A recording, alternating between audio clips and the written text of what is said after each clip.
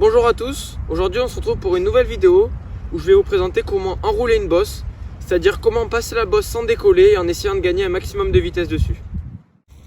Donc le but c'est de ne pas faire ce qu'on voit là, d'éviter d'être catapulté à l'avant de son vélo et risquer la chute. On passe tout de suite à la première méthode qui va consister à garder les roues posées sur la bosse tout du long de l'obstacle. Donc pour ça je me positionne en arrière puis en avant et je viens pousser sur mes bras pour faire en sorte que mon vélo reste plaqué au sol et je déplie les jambes sur la feuille. Donc cette technique c'est la plus basique mais aussi la plus importante à appliquer le plus souvent possible.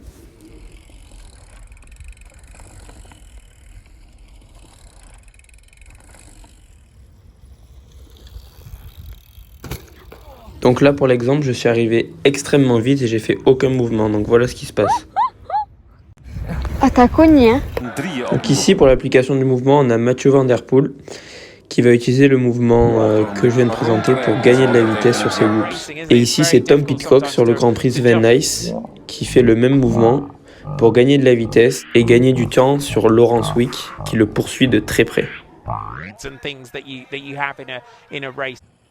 Ici je passe avec la première méthode et je vais vous en présenter une seconde. On peut appeler ça le cabré enroulé ou en tout cas l'objectif c'est d'éviter de subir l'envoi de la bosse pour aller le plus vite possible dans la descente. Donc on voit le mouvement ensemble, je suis d'abord en arrière, je tire sur mon guidon pour poser ma roue dans le début de la descente et après je viens déplier mes jambes pour gagner de la vitesse. Donc ce mouvement s'applique sur les petits obstacles et on peut aussi faire une variante en faisant carrément un bunny up au début. Poser la roue avant et la roue arrière dans la descente. On arrive maintenant sur un obstacle à deux bosses que je passe d'abord avec la toute première méthode. Et je vous présente une nouvelle méthode, donc ça va être vraiment l'enrouler. Donc le but ça va être de laisser seulement la roue arrière posée entre les deux bosses.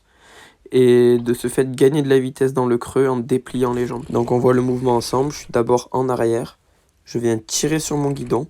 Je me positionne sur la roue arrière en dépliant mes jambes pour gagner de la vitesse. Je me rebascule en avant. Pose ma roue avant et je déplie mes jambes.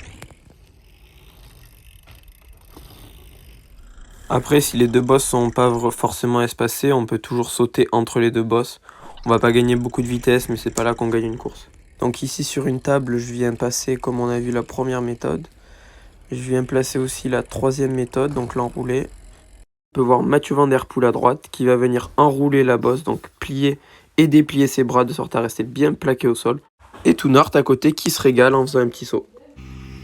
On voit ici une dernière méthode de détail, donc enrouler sur la roue avant. Donc je me mets en avant sur mon vélo, je laisse rouler sur la roue avant et je viens poser mes deux roues en même temps dans la descente. Donc on est d'accord que cette méthode est hyper optionnelle mais elle est utilisée en BMX alors je vous la présente.